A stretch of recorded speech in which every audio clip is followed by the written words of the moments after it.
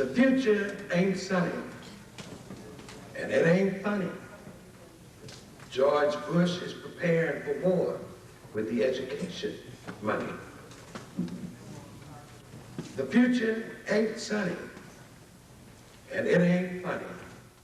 In the fall of 1990, as the Bush administration pushed us closer and closer to war, Paper Tiger TV West began documenting and televising Bay Area anti-war activities each week on local cable TV and in public viewing sites. We did this because it became apparent that the mainstream media was deliberately ignoring or distorting the views of the anti-war movement, a movement which we believe represented the view of a majority of San Franciscans.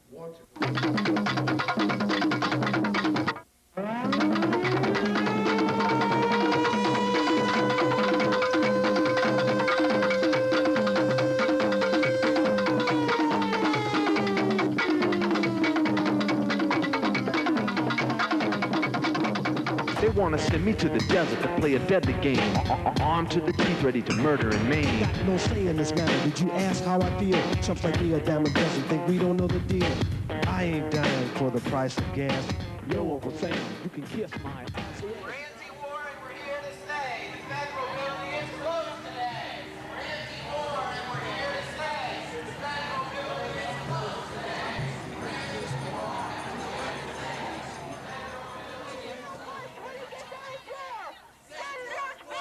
Send Jack Webb! Send Neil Bush when he gets out of jail! Send George Bush! Send Jack Webb! Send Neil Bush when he gets out of jail! Send George Bush! Send Jack Webb!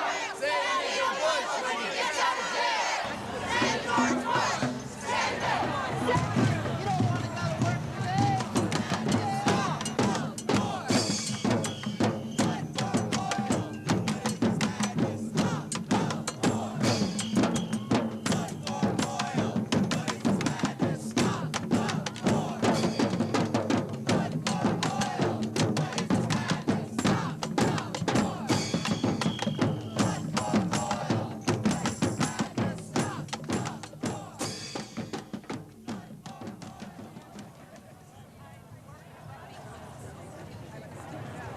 We have to start objecting now by refusing to pay taxes, by refusing to support this government.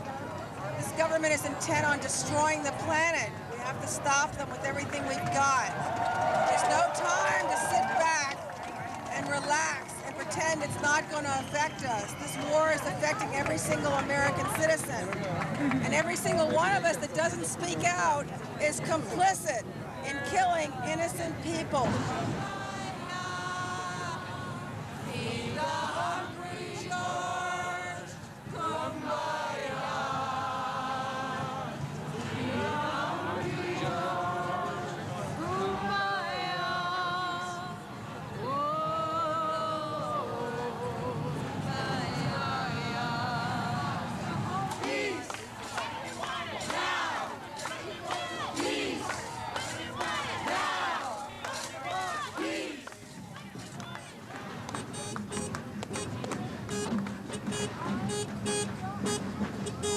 But just sort of having some basic knowledge to share why we're doing it, maybe inspire other people who would take to the streets and there'd be a long war murder.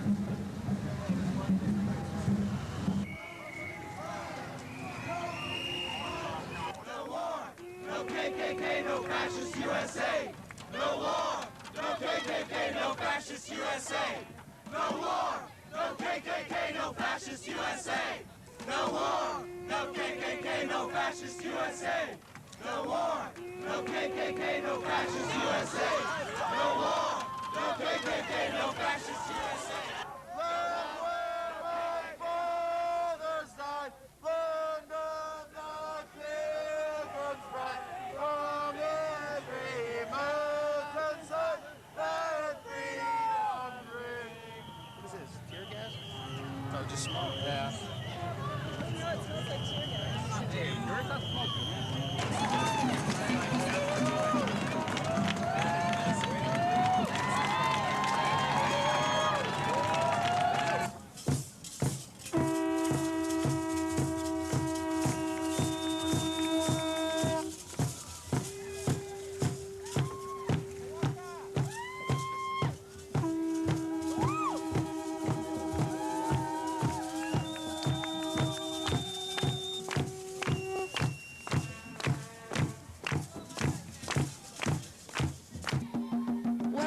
to suggest to the man who goes around saying, read my lips, is kiss my ass. This is a frightening moment. We are on the brink of war. And we know what that means, the loss of life. We know what it means in terms of assaulting the rights, the dignity, the lives, the resources, the labor of our sisters and brothers in the Middle East. But we also know that we are prepared. We are prepared to come together in a way we have never before in the history of this country been prepared. I can tell you, because I was there when we organized the movement against the war in Vietnam. And I can't tell you how many years it took to organize a demonstration like the one in which we are participating tonight. So let us be aware of our power. Let us be aware of our strength. No! No war! No war! No war!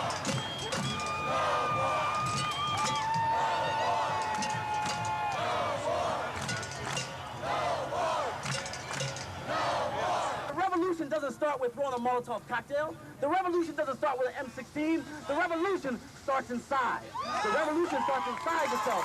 So you go inside yourself. Go inside yourself and change. And don't be afraid to change.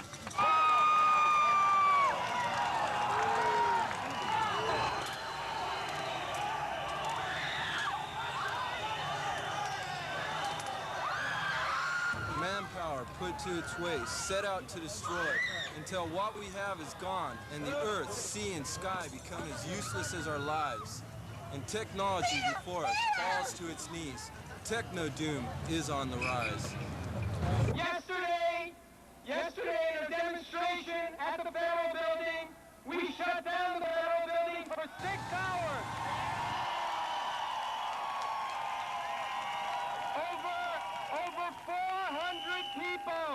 Over 400 people were arrested in that demonstration. We pledge again to resist this awful and senseless war.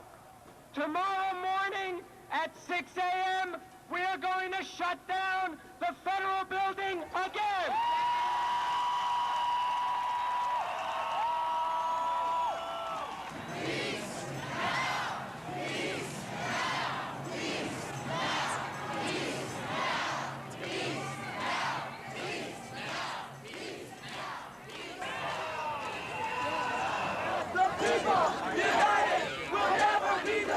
Okay, don't move any further. Understand me? The people united will never be defeated. The people united will never be defeated. Most of those people felt that we should not have been involved in this, that there wasn't enough time given for sanctions to work, and that the diplomatic avenues had not, all the diplomatic avenues hadn't been explored, and that perhaps this nation and the UN and certainly Congress had sort of jumped the gun and gotten us into this war prematurely if we should ever be there at all.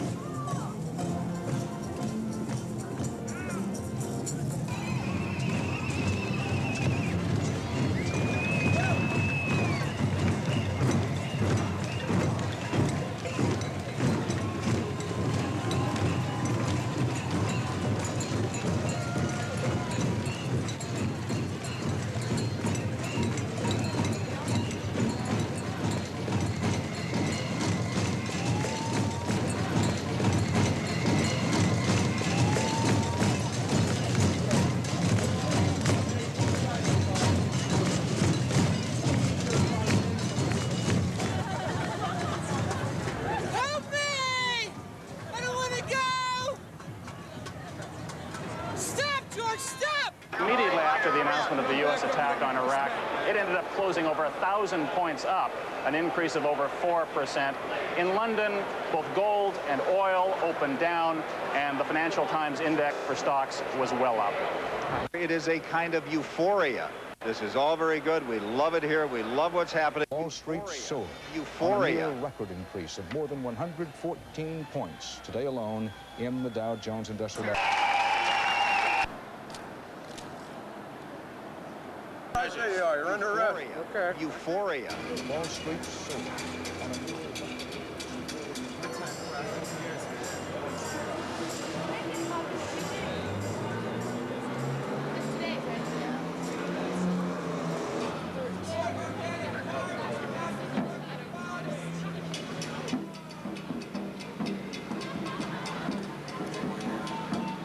Good morning. My name is Karen Topaki, and I'm here from Greenpeace.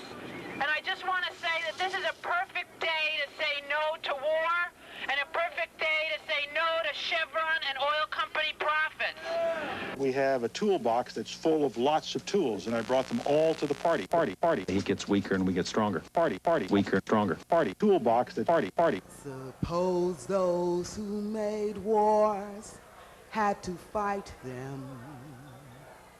Suppose they had to do it all alone. Of course, national polls do show that Americans now overwhelmingly support the war in the Gulf. Had to fight them. Then many of our sons could come home. Then many of our sons could come home. My name is Mike Taylor, and I'm with the West Marin Veterans Art Project, and this is our first project. This sculpture is just our way of trying to get some media attention because they are ignoring us, they're ignoring the anti-war movement, they're ignoring the anti-government movement. We love our country, but we cannot trust our government anymore. Our government is totally out of control. The banking system's about to fail. The insurance system is about to fail in this country. Their social programs are in the gutter. And so we used the materials that we had left, that the government left us with, and that was bullshit, horse shit, and chicken shit. Or let me read it off here. This is a special mixture of alfalfa and water processed by male bovines, thoroughbred stallions, and domestic fowls. And this is just our way of basically saying George Bush is full of shit. And who do you believe? Do you believe George Bush or do you believe me? That's what it's coming down to. Do you believe your neighbors? Do you believe the people that live in your hometown?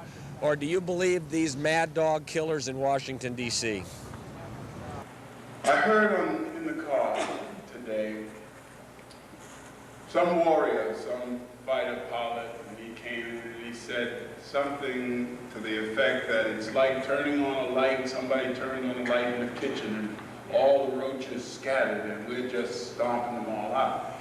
And what I understand is that he knew nothing about living in a house where you turn on the light and the roaches.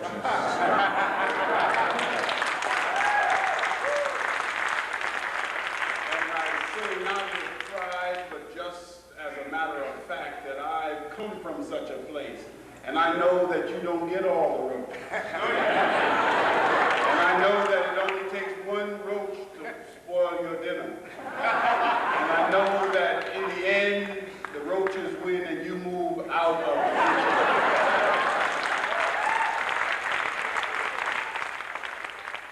You're incognito as a chicken, so feel free to speak. Right, yeah, I know that, but, I don't think they should be over there. Just more, the people that protested, I think they should just go on, get a peace talk going on and just let it go, You know what I'm saying? Yeah, I do. That's the truth, It's not going to, mount up to nothing. All it is about a bunch of oil, right?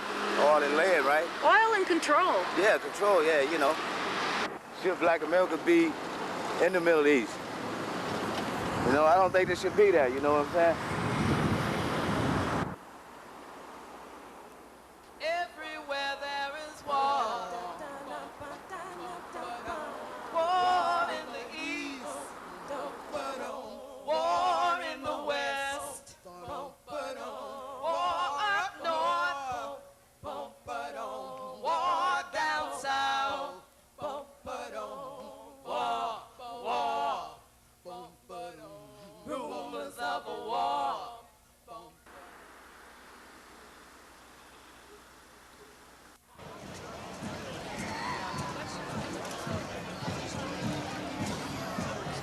I'm out here today because war is anti-human, inhumane, crazy, senseless mass murder.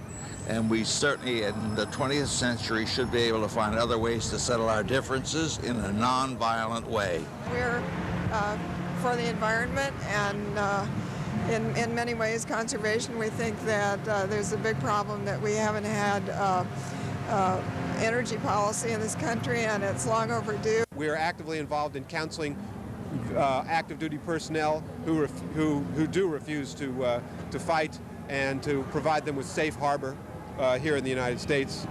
I don't want to see any more dead kids coming home. I don't want to see any more screwed up kids coming home and ending up like so many Vietnam vets did.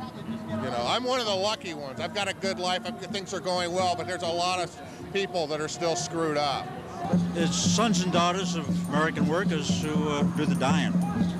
And it's for oil, it's for big oil, it's for power. And it's nothing that's, in the long run, interest of American workers. I feel like the government's not listening to us. And usually I'm not out here doing stuff like this, but I feel like I'm so frustrated with the media coverage and the deaf ears of the president and Congress that I need to come out here. No war! No war! No war!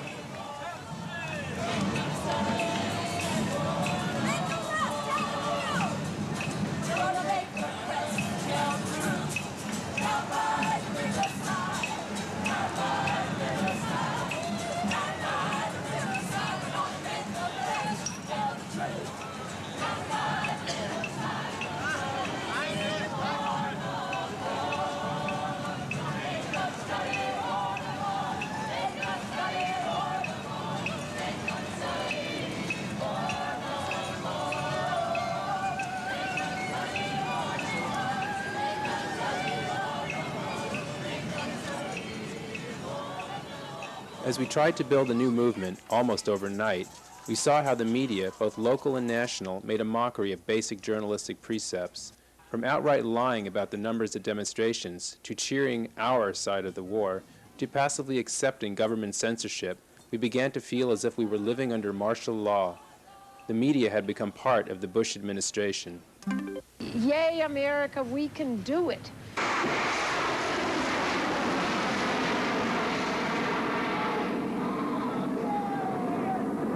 We hear preliminarily that the first strike was a success, and that's testament to what's called in this country the right stuff. This was tremendous. Baghdad was lit up like a Christmas tree. War is death. War is pain. War is not a Nintendo game. War is death. War is pain. War is not a Nintendo game. People are dying. Stop the lie. People are dying. Stop the lie. The fact is, as FAIR has documented in the past during peacetime in our studies of Nightline and McNeil Lehrer, and as we've been tallying up the numbers during wartime, during the Persian Gulf War, it has been a steady, one-sided parade of propagandists from the conservative elite.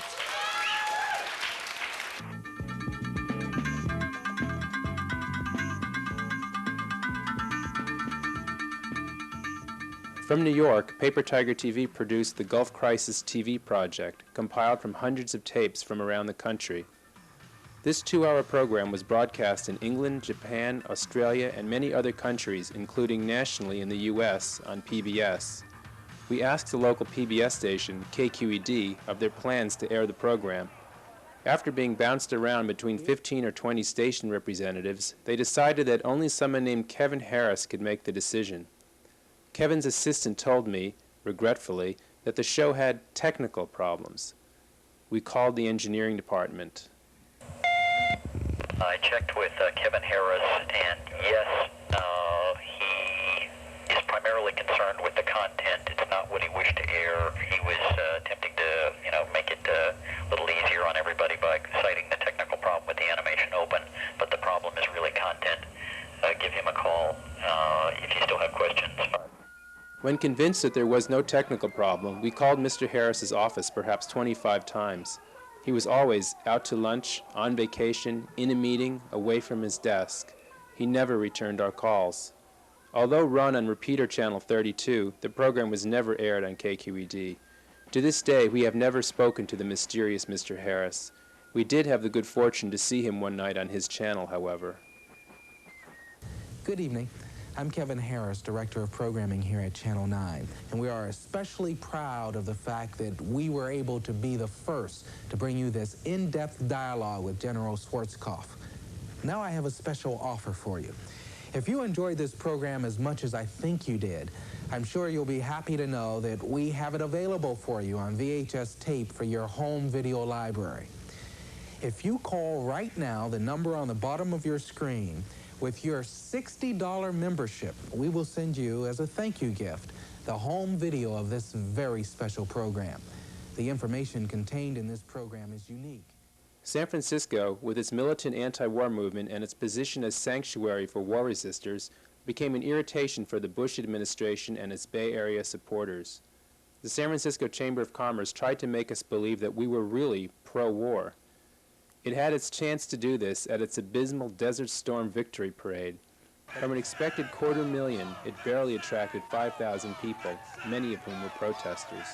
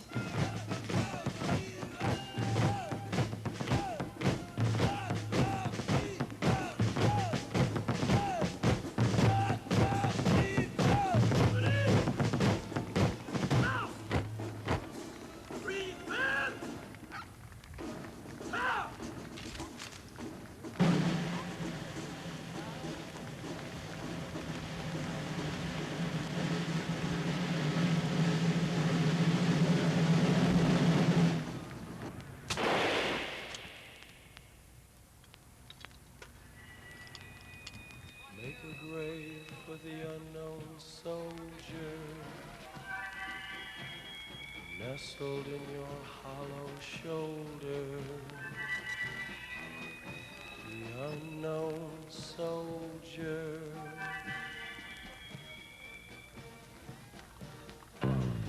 Back is where the news is read, television, children fed. Bullet strikes the helmet's head.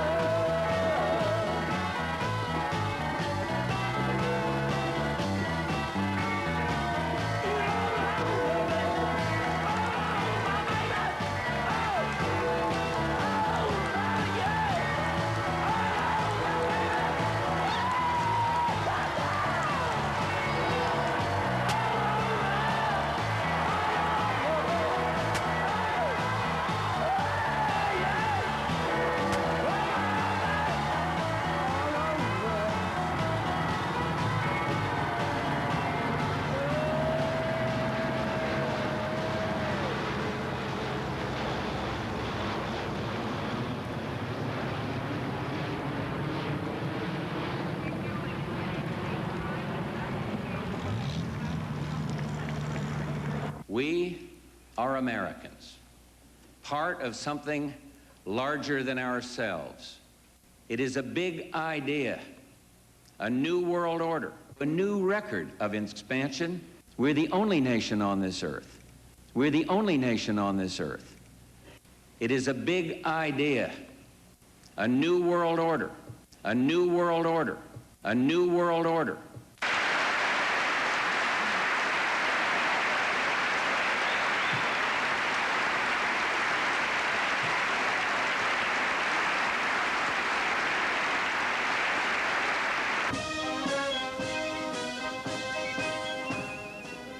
One way to tell this is an important event is by the people who are there to see this airplane see the first light of day.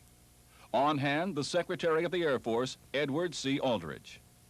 The Chairman of the Northrop Corporation, Thomas Jones. General Larry Welch, the Chief of Staff of the United States Air Force. General John Chain, the Commander of the Strategic Air Command. And General Dick Schofield, the Commander of the Air Force B-2 Development Program. It's a rollout of historic proportions.